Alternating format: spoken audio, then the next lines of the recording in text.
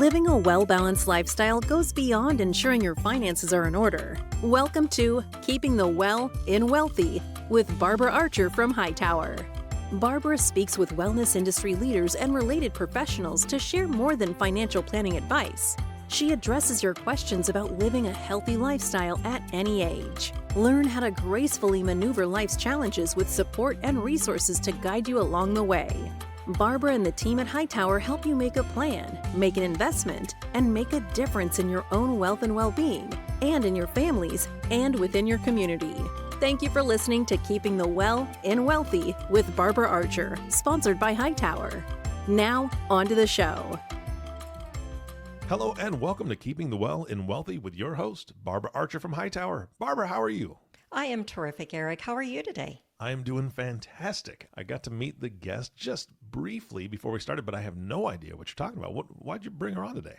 Well, today, since we're approaching the holidays, we're going to have a discussion on reducing holiday drama so we can increase our joy. Oh, man. I'm taking notes on this one. I'm just gonna... Well, I would ask you, Eric, with the holidays approaching, do you have friends or family that express some anxiousness during this time of year, or perhaps act out a little? Oh, yeah. Yeah, I've got the grandkids that act out a little, and then I've got the adults that act out a little, and I got the older adults that act out a little. So it's sometimes I feel like a referee, and sometimes I just want to drive away with my wife and the little ones and do our own thing. Well, I understand, and that's why we have Jane Mintz on today. So we're going to really address some of those questions you and I have even talked about when you're worried about friends or family relationships and obviously the potential drama, or maybe you're concerned about an uncle or sister or even your own overeating, overdrinking, oversharing. You've probably heard such stories, do you think? Yeah, just a little bit. Well, off we go then. So right. How do we minimize this holiday drama and bring more joy to the holidays? Might this be an opportunity to find a way to help someone you love with an addiction issue? I certainly can't answer this, but our guest today, Jane Mintz, is the professional who can help us address these questions. Jane Mintz, MA, LPC, is the CEO and Chief Clinical Strategist of her international consultancy firm, Real Life Intervention Solutions, LLC, offering strategic direction for addiction, mental health, and life concerns. A veteran treatment provider and thought leader in the addiction and behavioral health industries, Jane authored The Field Model of Intervention. This is the first ever clinical model of intervention now used by practitioners and organizations across the United States and the United Kingdom. Best known for her work as a concierge strategist guiding clinically complex individuals and their families through crisis, she is also a noted industry consultant, educator, and speaker who has garnered international recognition. Jane is a licensed professional counselor and holds degrees from Washington University of St. Louis and John Carroll University. Jane, welcome and thank you for joining us today to help us prepare for a more pleasant holiday season. Good morning, Barbara, and I'm thrilled to be here with you.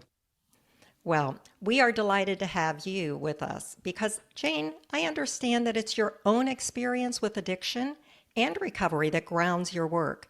Are you willing to share this journey with us? Oh, absolutely. I think that most people that have survived are willing to share their experience, strength, and hope with others. I have been sober 22, almost 23 years. Wow, congratulations on that. Thank you. Thank you so much. And my life was complex back in the early 2000s, and I really struggled with alcohol and cocaine.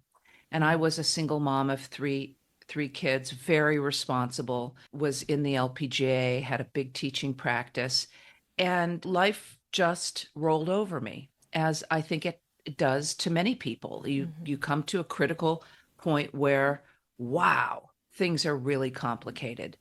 And I decided to get treatment. And what I was able to do with that newfound freedom and information was to build the life of my dreams. And because I don't drink or drug anymore, thank goodness, I'm able to do a billion things. And all the while I know that there are just a few things that I can't do. And I'm okay with that. So, do you think being in the LPGA had any influence with the pressure and stress that you experienced as a golfer? I did experience stress, but I think that the stress was more interpersonal. And I think I had a lot of balls in the air, newly divorced, 3 little kids. It was really a very complex and heavy time in my life. What turned out to be pretty excessive social drinking took a very hard turn, as does drinking. It goes from problematic drinking to a disease. And I knew I couldn't leave my children motherless. I knew I couldn't destroy them. And so I took some good advice and I got myself into care. And from there, I cannot begin to tell you the freedom that I've experienced, the joy, the ability to be present, and most of all, the ability to help other sick and suffering individuals with just the same issues. Wow. And it's just a blessing in my life that I came into that crossroads and, you know, as we say, made lemonade out of lemons. You certainly did. Yeah. I mean, taking the bull by the horns and dealing with it, I mean, that's amazing. You've made such a journey, and I'm proud of you. Well, I thank think you. it's terrific. Thank you. And you know what it's really done is it's created a different way of looking at the world. And it's really from much more of a spiritual point of view for me. It not religious, but spiritual, in that I really am able, because I'm clear-eyed and I'm grounded, to see all the miracles that are in front of me every day, to be able to capitalize on opportunities with and for people and for myself, and to be really the best person I can be at any given time, recognizing that I'm human. Well, that's And good for all of us to hear. isn't it? Isn't it? Yes, And it then really is. when I am not, when I don't deliver what I intended to deliver and I've made a mistake, I'm able to wake up first thing next morning and say, what do I need to do to clean this up? So I don't have things sort of hanging over me anymore. I'm able to address life honestly. And I'm a gal that's cut from a whole lot of straight talk. And I'm a straight talk kind of gal with other people, and I am with myself. I hold myself to account. Well, I like that good practical advice right off the bat. Waking Yeah. up the next morning, and how do you deal with it? Your children must be very fortunate to have you on their side, and they're certainly blessed to have you as their mother. Well, it's so mutual. But the reason I decided to get well was for them. Of That course. I didn't bring these children into the world to destroy them. And I am not the most important person in the world. And that's what I had to get right with, is that when you do become consumed with addiction or maladaptive behaviors, you become very narcissistic and self-centered. And I'm lucky that I don't have those real tendencies. I think I was tipping towards that, certainly through addiction. But when you get to the right size, you know, life is manageable. And that humility has helped me, in not only with myself, my children, but with my clients and all of my relationships. Well, as we talk about families and relationships, you shared with me that there's not a normal family on the planet. I Oh my love that God. line. That's so true. Well, this certainly opens up the conversation to what we want to call the normal, or is it Norman Rockwell idea of family holidays? Yeah. And the reality, Let's call it more normative. yes, Right? normative. Because Okay. we have to create a big bandwidth for that, because Absolutely.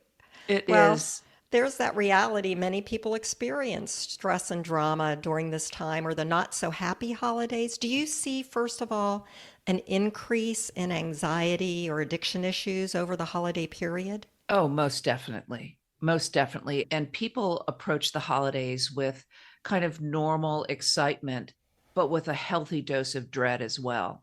Because the truth is, every family has a somebody, and every somebody has a something.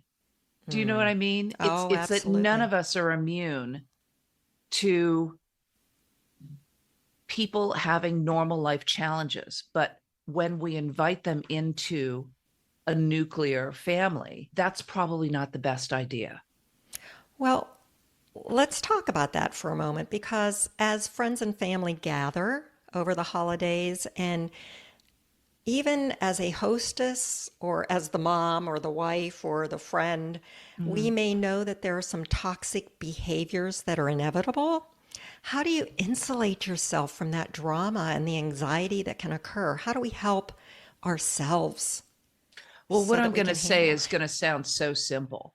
It's about telling the truth and it's about setting boundaries. It really is that simple. I think the first thing that people have to do, let's say the hosts of the holiday have to do, is really decide, is this a battle worth waging? Because Okay. typically, if it's an annoyance, that's one thing.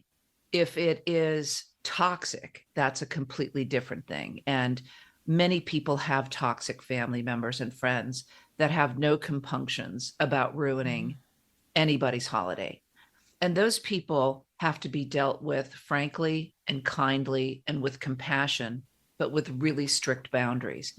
And I think a conversation, an open, as I said, straight talk conversation with people that have a history like this well before the event is an important thing to do. And we can talk about how to go about those conversations, but it has to be brought to the surface. The secrets can't lurk in the corners, in the dark corners, because they're coming out.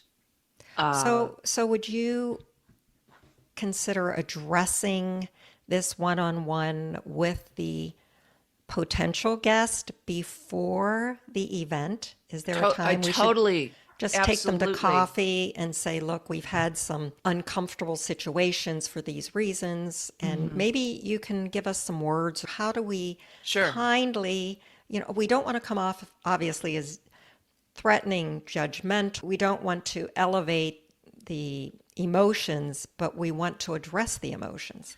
Right. And there's the first open manhole right there, is that if we try to frame our delivery around other people's reactions, it's never going to work. So just get ready for it. Yeah, kind of, because Okay. people have to own their own conduct, their own behavior. And if they're not able to hear what you're saying from the goodness of your heart and for concern for the entire family system, they're going to have their own reaction. Let them have it, but not at the event.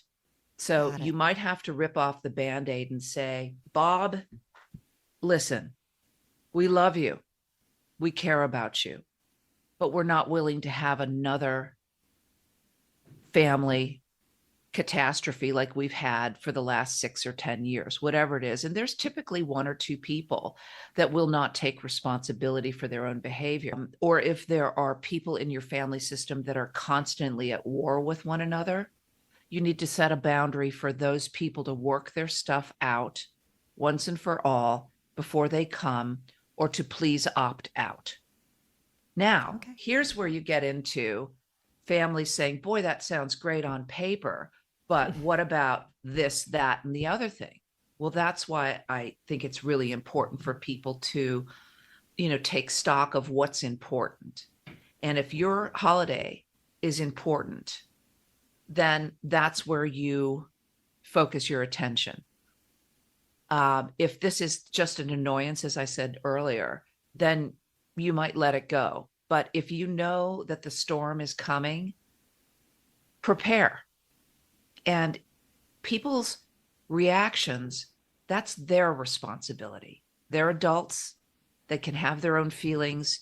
If you deliver your message with clarity, with empathy, with kindness, but with a firm boundary, however they respond is theirs. Right. Wow. But I Yes. do think a lot of families then try to rescue people from their own feelings, which is another layer of what we call codependency or enmeshment.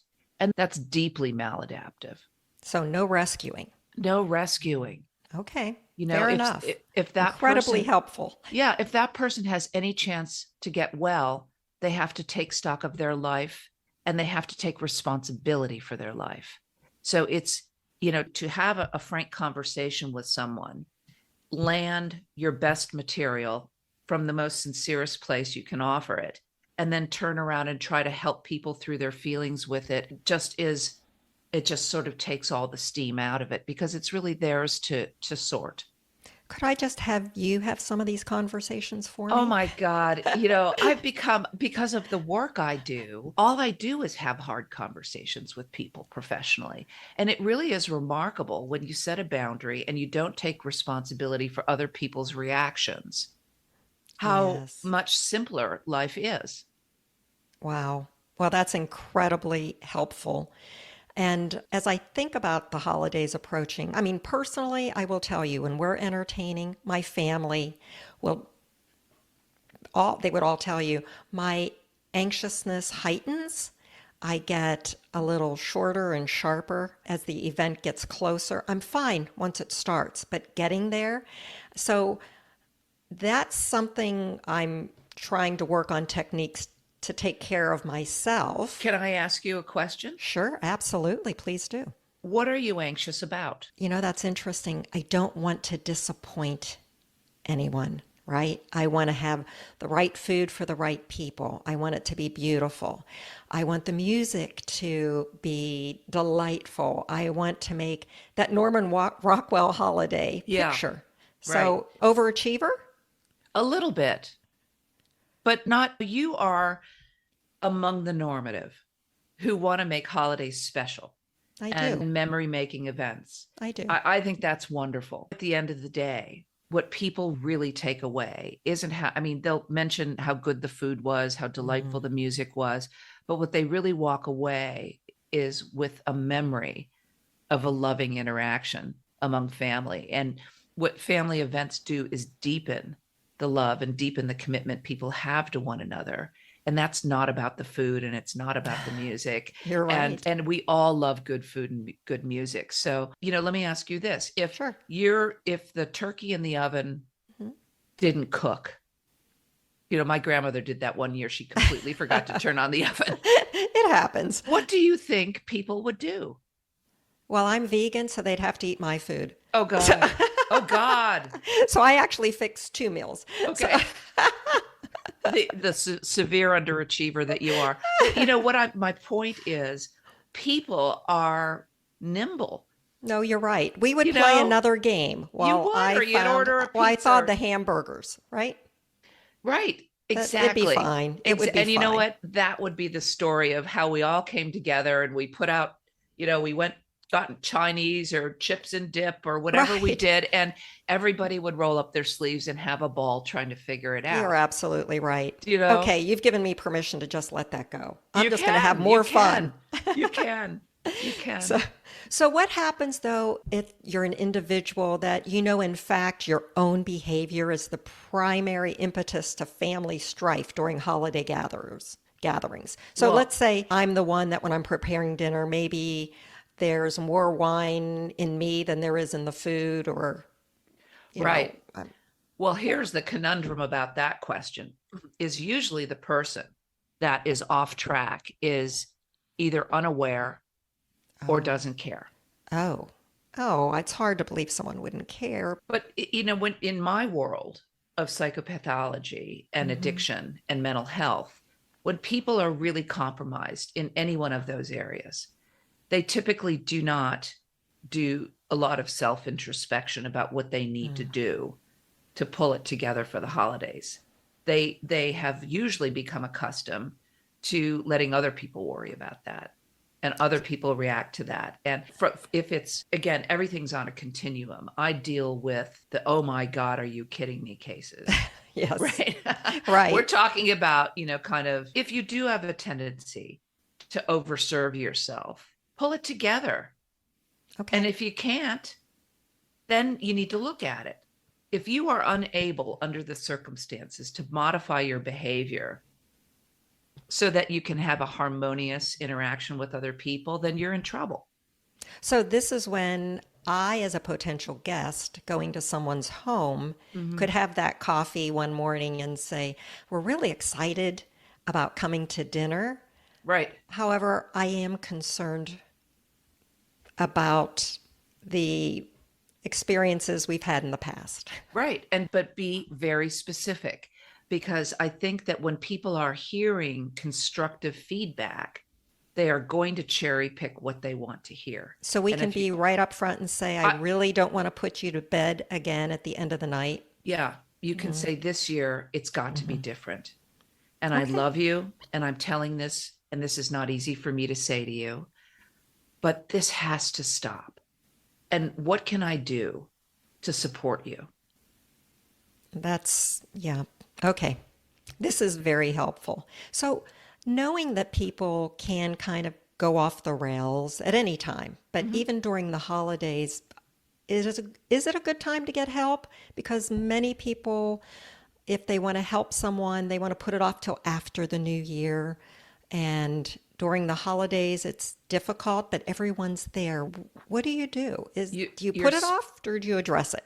you're spot on. And I think what happens is people tend to want to put it off. Oh, well, we can't do this during Thanksgiving, Christmas, New Year, so we'll wait till after the new year.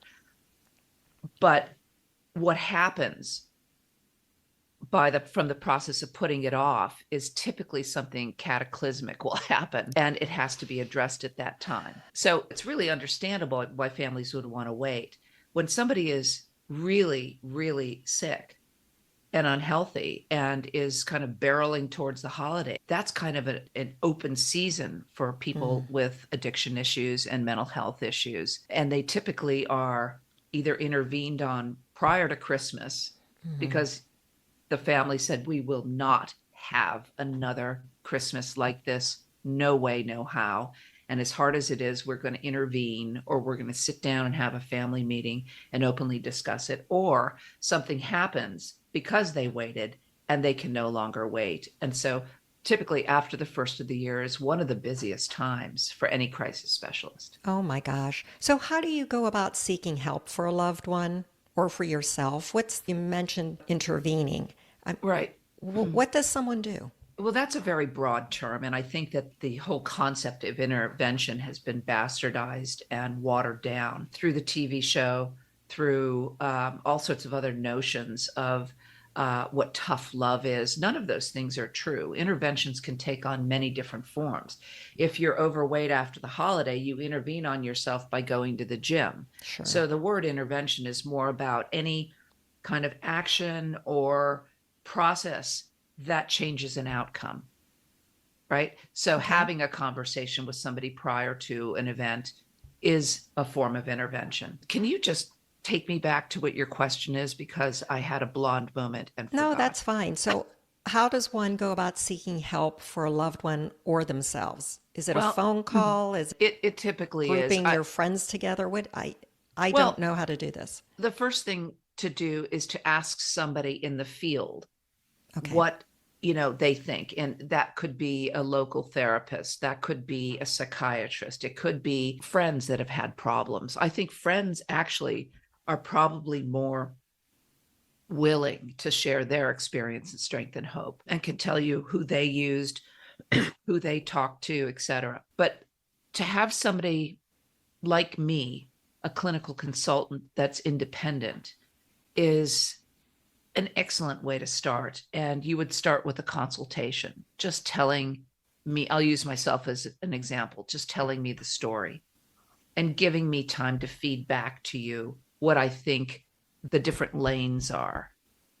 And then I'm just going to ask you, is that where you come off as a strategist for crisis interventions? Yes, the beginning of the strategy. And great. A strategy doesn't necessarily have to be a crisis strategy. It can be, if somebody is moderately willing to engage with somebody like me to discuss really what their problems are and what they really feel they need help with. Sure. That's like a blue sky proposition. That rarely happens. Oh. Usually the person that's really in trouble is doing everything that they can to survive, and the disease is clearly in charge of them. So it starts with pushing the snowball off the top of the hill. Once you start with an initial conversation, it's amazing how things pick up speed. And the more information you get, the more your mind, your imagination comes in. And then when we start to bring in other people that are as concerned or have information pertaining to the individual or the situation, when you start to get people to talk in community with one another, there's a natural binding that occurs. And then there's something universally that happens. If you're on the right track, you will start to see things breaking your way, the group's way. If you're not on track, you will see any number of roadblocks appearing before you. And if you don't have the presence of mind to be present and interpret what all those things mean, you can really make a mess. So it's a very tense time for a lot of people to discuss real problems. But it's also turning the page for the entire family system as they start to work together to solve a common problem, which could be saving somebody's life. Wow, that's pretty strong. Yeah. Yeah, so maybe the holidays is the opportune time, and especially if you're having those difficult conversations prior to setting resolutions, whether they're for ourselves or to help other people set them, looking forward to be healthier. May I add one more thing on top of that? Oh, sure. Absolutely. The internet is where most people get their information. And when you start to research treatment centers as a lay person, as somebody that is not in the field, has not been educated in all of that, it is a massive open manhole for a lot of people. Oh. Because treatment centers always look good on paper. Their websites are designed to answer a lot of common questions.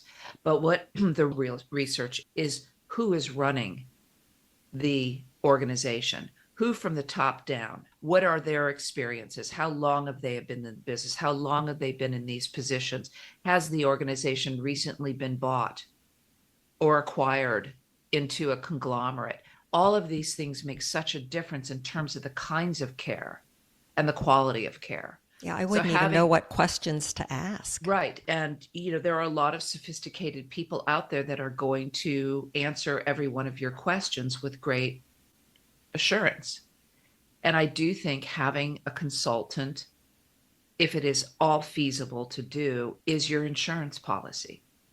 And then, of course, you have to vet upside down in every which way who you're entrusting your entire family to. But the holidays are the beginning of a lot of people's new lives. Wow. Well, so how do we be more supportive of friends or family we know that are dealing with addictions or psychiatric disorders, and they're owning it, they're trying to do the right things, but how do we as friends or family members help them? I think, again, it's straight talk. I see you struggling. It breaks my heart. I see that you've tried so many things, and I see that you have not met the right path. What can I do to help you? What can I really do to help you? Because I don't think standing by and watching you suffer anymore is the right thing to do. It doesn't feel good to me, and it's not helping you. Can we rethink this together? Now, again, when you're talking to somebody that is in an emerging crisis situation, or they've picked up some steam in terms of how much they're drinking or using or acting out or being affected by severe depression or bipolar disorder, any of those things, they are not going to typically be very open to feedback. There's something about being trapped in that disease bubble where anybody that tries to help bounces off the exterior of the bubble. It's being entombed. And so that's sometimes why you need more people, because one-on-one, typically nothing gets done. Two-on-one, typically nothing gets done. But when you start to rethink this from more a creative, clinical point of view, you can really make an impact, a positive, powerful impact. And it is sitting down and telling people the truth is the fastest way to get people well. Well, that's very helpful. I really look forward to our holidays. Now I'm starting to think maybe they are a little more pleasant than I had anticipated. So Right. We don't have that many crises. Well, But that's why you got to assess it. And if you're going to poke the bear, make sure that you're committed to doing that, because once you start, it's probably best not to stop. okay, good enough. So do you have strategies that you personally incorporate into the holidays? Yes, I do what makes me happy. I like to visit with my kids. I like to be around my family. I love to be around my dogs. I love to watch all the movies I've been Oh, saving up. yes, those holiday movies. Under a big blanket with a hot cup of coffee. I think There you it's go. really, it's the simplest things. I don't try to make, my professional life is very complex. I keep my personal life very simple. Well, and it sounds like you enjoy those personal moments and you Oh, are aware of them. I am. I am for sure. Well, Jane, I've learned so much from you today. Obviously, not shying away from reaching out for that help or addressing one-on-one with someone particular issues. And you say Abs- being specific is the best. If we can identify specific incidents, that's helpful. Yes, don't be vague. Be direct. Okay. And as far as insulating ourselves from some of the drama, taking that leap to address it before the event is a better way to either avoid it or take care of ourselves. Right. And one last thing on that. Once you Sure. address somebody, two things are going to happen. They're going to opt out, or the shot across the bow they've heard it loud and clear. Sure. And if they act out, they can be addressed on the spot and asked to leave. You catch it before it escalates. Oh, and so you disinvite them, uninvite them, Well, you escort can. them out. You certainly can. You can say, look, this is what we were talking about, and I'm really worried that it's starting. So, Wow. Yeah. And depending on the relationship, you can ask them to pull their proverbial stuff together or dismiss themselves, or because this will not be tolerated. And there's going to be big feelings around it. But once you start, you will forever have put that line in the sand. Well, thank you. And Jane, you mentioned what you did over the holidays. And with you, I like sometimes taking that downtime, watching a movie, having some hot chocolate. I choose hot chocolate at night.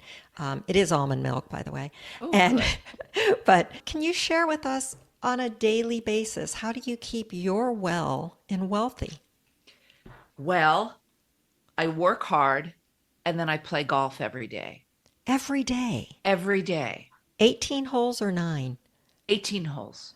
Oh, yeah. Oh my gosh. I scoot out to the golf course. I let my mind air. I watch the birds fly. I see the deer. I really am able to focus on something that I truly love and that intrigues me.